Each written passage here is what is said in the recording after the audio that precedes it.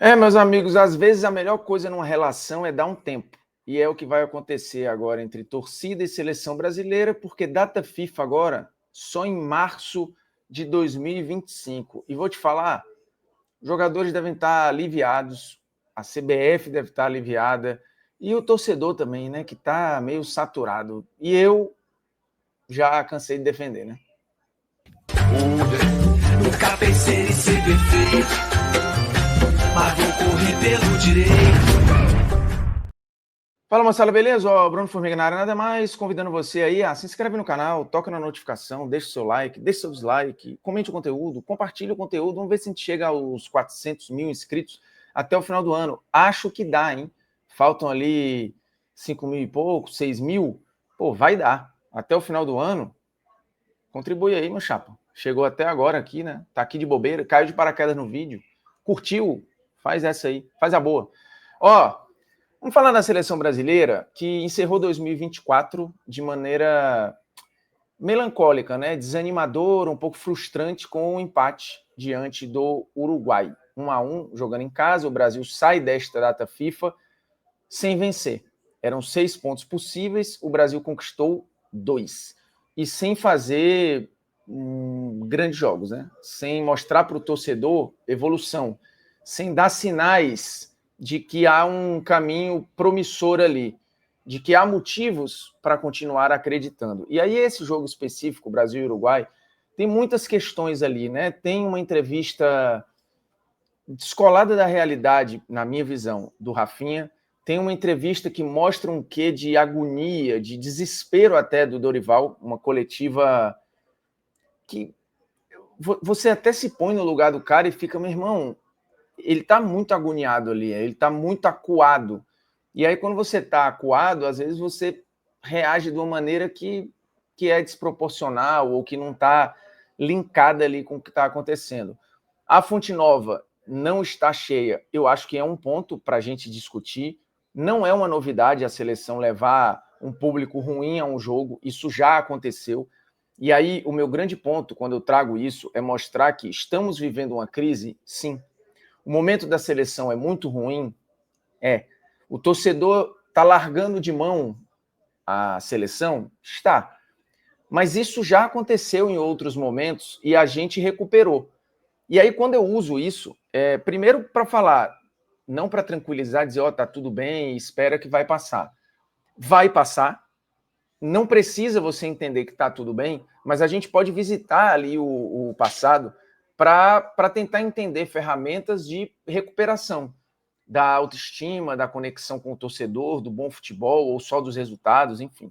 Eu também vou falar disso nesse vídeo mais para frente. E aí eu queria falar sobre a PagBet. Você tem o QR Code aqui, o link na descrição do vídeo para você fazer o seu palpite certo na mais rápida e segura bet do Brasil. Beleza? O link está aqui. Em breve teremos novidades em relação à PagBet e ótimas novidades, tá? Existe o cair para cima e é o que eu vou trazer em breve sobre a PagBet, né? Uma parada que vai ser muito legal para a marca, vai ser muito legal para mim também, para o Fred Caldeira, assim, para a galera que funciona como embaixador da marca e tal, vai ser muito, muito maneiro mesmo. Então é o seguinte, o link está na descrição do vídeo, está aqui no QR Code também, você aponta aqui, faz seu cadastro lá, brinque e tudo, e em breve teremos novidades. Por falar em aposta, o Dorival crava que o Brasil estará na final da próxima Copa do Mundo. Né? É uma frase forte, uma frase ousada, e que no momento nada nos leva a crer que isso vai acontecer. Isso pode acontecer? Pode acontecer. Existem pistas de que isso vai acontecer? No momento, não. O Brasil está abaixo de várias seleções, né? Do ponto de vista de perspectiva, de desempenho, inclusive de resultados, e a gente pode colocar aí França, Inglaterra, Espanha, Alemanha, a própria Argentina, né? Então, assim, tem muita coisa, né? Em termos de resultado, acho que e desempenho, o Brasil hoje está abaixo da Colômbia, por exemplo, né? Do Uruguai, eu tenho questões porque eu vou falar especificamente do jogo e depois da declaração do Rafinha, e depois da coletiva do Dorival e do fato do estádio estar vazio. Queria até começar por aí. O estádio não estava cheio. Ponto. O público era horroroso? Não. Mas às vésperas de um feriado, um jogo em Salvador, que o Brasil não jogava há muito tempo, um clássico contra o Uruguai, se esperava uma Fonte Nova abarrotada. Com ingressos de R$400, de R$200, sendo o mais barato, sendo a meia R$100, o torcedor não quis fazer o esforço. Um esforço que, nesse momento, parece desproporcional ao jogo jogado, à diversão que a seleção entrega para o torcedor. Só que esses momentos de crise, de futebol ruim, de resultados ruins, de estádio vazio, isso já aconteceu. Eu até trouxe no meu Twitter lá que o Brasil, por exemplo, em 2001, ele jogou para 15 mil pessoas um jogo com o Panamá. Aí você fala, mas o jogo é contra o Panamá, o jogo... Ok, mas era a seleção brasileira, para 15 mil pessoas. É muito pouco. Depois, em 2008, teve um jogo contra a Bolívia, no Engenhão, né, que hoje é Newton Santos, e o Brasil colocou pouco mais de 20 mil pessoas, assim, 21, quase 22 mil torcedores num estádio daquele tamanho. O cenário, o visual era horrível. Né? Na eliminatória de 93, o Brasil precisou fugir para Recife para conseguir ter apoio do torcedor, não ser vaiado, não ter um ambiente caótico e um estádio cheio. Então o Brasil foi jogar no Recife o jogo contra a Bolívia, e ali meio que foi uma virada de chave naquelas eliminatórias e tal. Então, assim, o Brasil viveu momentos muito conturbados de relação com a torcida, porque o jogo não era encaixado, porque os resultados não vinham, então o torcedor ia dando uma largada de mão. É claro que a taxa de ocupação dos estádios nessa época, na média, era uma taxa de ocupação menor do que de hoje. Né? Hoje você tem um acesso mais fácil, arenas mais confortáveis, N questões. Então, é para a CBF olhar e achar que isso não é normal. Ela precisa entender que tem um problema aí. Qual é o problema? É só o ingresso? Eu não sei, porque o cara às vezes paga 400, 500, 600 numa balada, num show, numa parada, até em jogo da seleção em outros momentos. Nesse em específico, era o último jogo do ano, o Brasil não vem num momento bom, o 2023 do Brasil foi horrível, o 2024 teve uma leve melhora, mas também cheio de decepção. Será que era a hora de cobrar 400 conto, 200? Daria para conversar, para fazer campanhas diferentes? Talvez desse. Então eu acho que a CBF nesse ponto precisa fazer uma reflexão. Sobre o jogo, o Brasil jogou melhor do que o Uruguai. E não era de se esperar que fosse diferente. O Uruguai veio para cá para se compactar, se fechar e negar o jogo para o Brasil e sair em transições. E ter ataques esporádicos ali. Inclusive, um desses fez 1-0 com um baita gol do Valverde. Mas o Brasil não conseguia achar espaço. Um jogo lento, modorrento em vários momentos, com a bola girando de um lado para o outro à frente da área, o jogo zero vertical, 1 contra 1 do Brasil cheio de dificuldade, porque a marcação do Uruguai era muito forte, e sem bola o Brasil também frouxo, né? Com a marcação afrouxada, dando muito espaço para o portador da bola. Inclusive o gol do Valverde sai assim, né? Ele tem um tempo de respiro ali, gira para a perna direita e faz 1-0. Então, existia um defeito do Brasil em encontrar a solução, e também tinha uma falta de intensidade sem bola muito grande. Isso quase que o jogo todo. E aí o Brasil acha um empate com um golaço ali do Gerson, que acho que de novo fez um jogo bom. Ele e o Rafinha, para mim, foram os melhores do time. O Rafinha até mais ainda, e isso talvez explique a entrevista do Rafinha depois do jogo, que eu voltarei aqui para falar sobre ela. Mas foi um jogo que se esperava, no sentido de o Uruguai não vai dar espaço e o Brasil vai procurar. Só que, se todo jogo em que os adversários negarem espaço para o Brasil for essa dificuldade, o Brasil não vai ganhar a Copa do Mundo. Não tem como ganhar, porque esses jogos têm a cara de Copa. Principalmente quando você pega ali oitavas e quartas, em que normalmente o Brasil joga contra adversários em que ele é melhor, e que esses adversários fazem uma estratégia para tentar anular 1 contra 1 do Brasil, a velocidade do Brasil, negar os espaços ao Brasil. Esse cenário, o Brasil viu acontecer, por exemplo, contra a Croácia. E mesmo assim até saiu na frente, né? Depois tomou o gol no vacilo ali, faltando 4 minutos e tal. Então esse tipo de jogo é um jogo muito, muito comum no percurso de uma Copa do Mundo em que você chega para ser campeão. Então o recado é ruim, porque já não é a primeira vez. O time do Dorival contra adversários que se expuseram ali, até conseguiu alguma coisa, assim, contra a Espanha, contra a Inglaterra, que foi para uma trocação ali no amistoso, contra o Paraguai, que inexplicavelmente na Copa América se jogou contra o Brasil e deu espaço para o Vinícius fazer o melhor jogo dele com a camisa da seleção, ou um dos melhores. Nas eliminatórias teve um jogo ou outro ali também que o adversário se expôs e o Brasil explorou, mas não tem sido a regra. A regra tem sido enfrentar defesas muito compactas e o Dorival não acha solução. E aí, para mim, vem algo que é pior. essa coisa modorrenta, lenta, sem criatividade, parece dar um desespero no Dorival, e ele tem feito substituições muito aleatórias, assim. Porque você fala, putz, mas o treinador botou 5 pontas no jogo, olha como ele é ofensivo. Cara, eu acho que ele estava perdido. Porque você botar 5 pontas ao mesmo tempo, você tinha em campo o Rafinha, o Vinícius Júnior, o Estevão, o Martinelli e o Luiz Henrique. Em determinado momento do jogo, só um deles estava fazendo a função que faz no clube, que era o Estevão. O Luiz Henrique estava jogando por dentro, de atacante mesmo.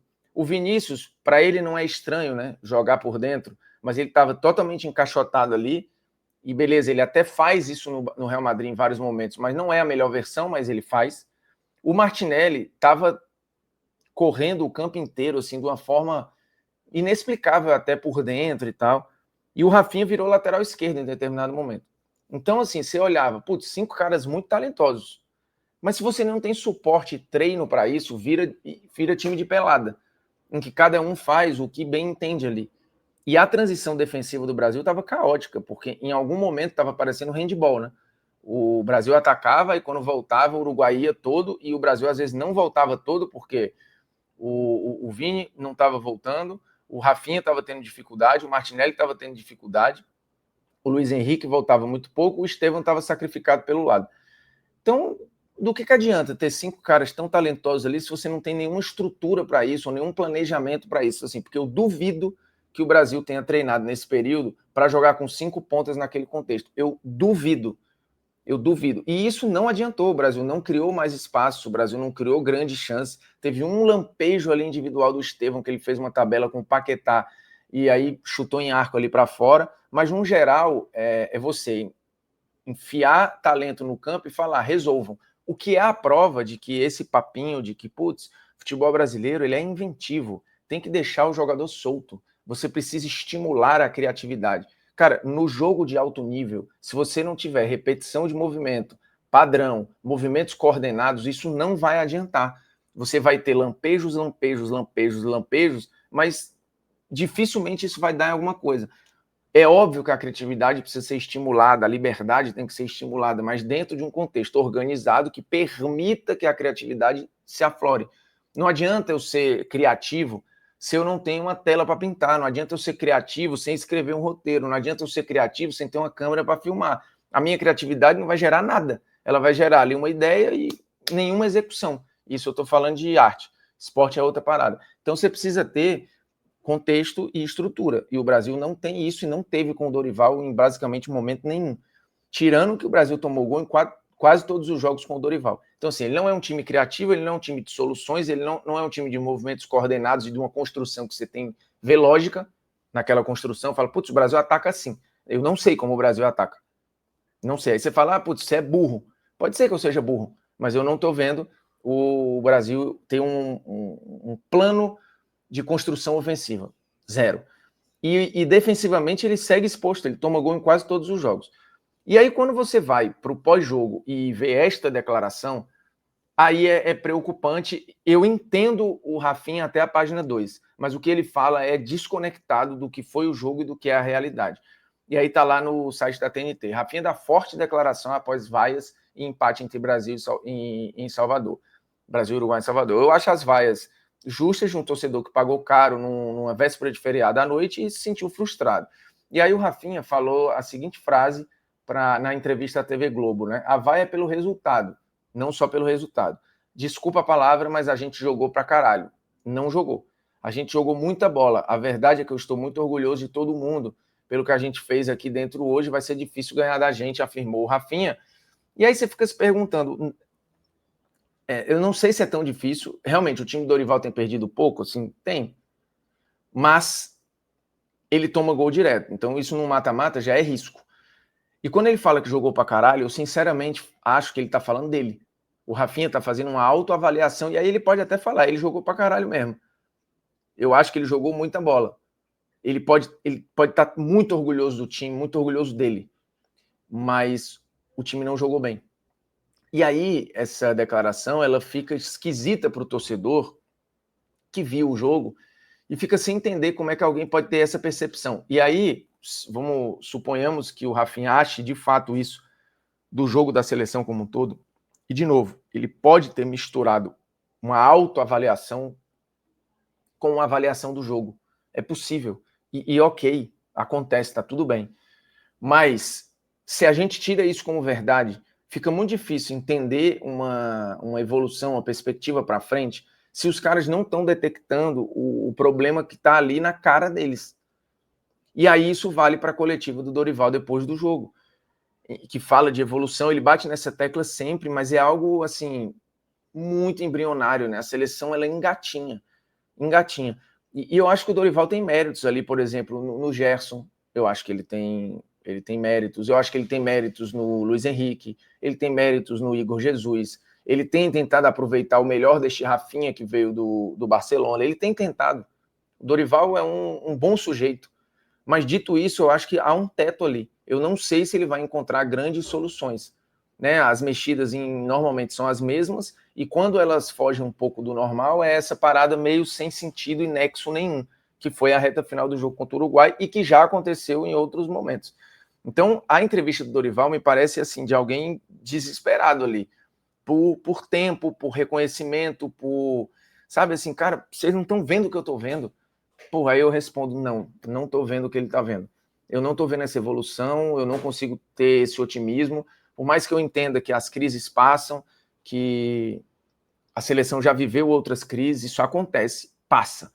Mas, cara, eu lembro de um reconhecimento, assim, de uma autocrítica mais sincera, assim, sabe? Assim, sentar ali e falar, tá bem ruim. Bem ruim. E também não adianta limpa todo mundo, assim, pô, não tem ninguém que preste aí, nenhum jogador, vou trocar geral. Não é esse o problema. Acho que o próprio Dorival precisa fazer uma autocrítica, a própria gestão da CBF precisa fazer uma autocrítica. Mas quando você tem um jogador da seleção dizendo que a seleção jogou pra caralho, depois de um jogo desse, aí você fica, pô, não vai melhorar, velho. Não vai melhorar. Então aguardemos. Em março tem data FIFA de novo, uma data FIFA difícil contra Colômbia e Argentina, mas devemos ter a volta de menino Ney, que vai ser um fato novo, e acho que naturalmente não vai melhorar, né? Porque piorar é pouco provável.